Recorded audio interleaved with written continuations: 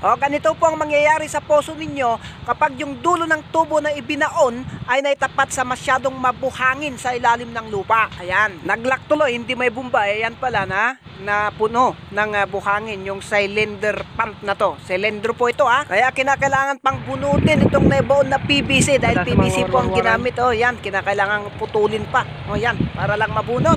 Gaya nito, ayan napuno. Grabe, napuno ng buhangin. Pati itong ditos na to, napuno. Buti na lang at meron pong casing ito. Dahil kung walang casing, talagang mahirap po itong bunutin. Kung naibaon na to na ditos. Ayan, hanggang sa taas po yan. Napuno ng buhangin. Kaya sobrang mabigat.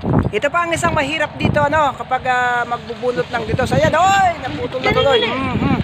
Meron pa kasing medya na tubo na tagahila ng rod ng cylinder pump sa ilalim. Paano niya may bubumbay? Napuno na ng buhangin. Kaya wag nyo pong itatapat yung dulo ng tubo ng puso na ibabaw ninyo sa bukal na masyadong mabuhangin. Distansyahan nyo ba kahit 1 metro lang? Paano natin madistansyahan ng kahit 1 metro? Hindi naman natin nakikita yung buhangin sa ilalim ng lupa. Yun po ang sasabihin ng mga baguhang drumidrilling. Sa mga batikan na pong drumidrilling o expert na drumidrilling, meron na po silang palatandaan na tinitignan para alam po nila yung sukat na gaya ng mga pinapakita natin sa mga videos natin. Kumpleto po tayo sa mga tutorial dito. Pakitignan nyo lamang po sa mga interesado at sa mga nakulangan dito. Lahat po ng mga tinuturo natin dito sa ganitong trabaho ay base lamang po sa ating karanasan bilang isang kontraktor ng drilling. Yun lamang po. Maraming salamat.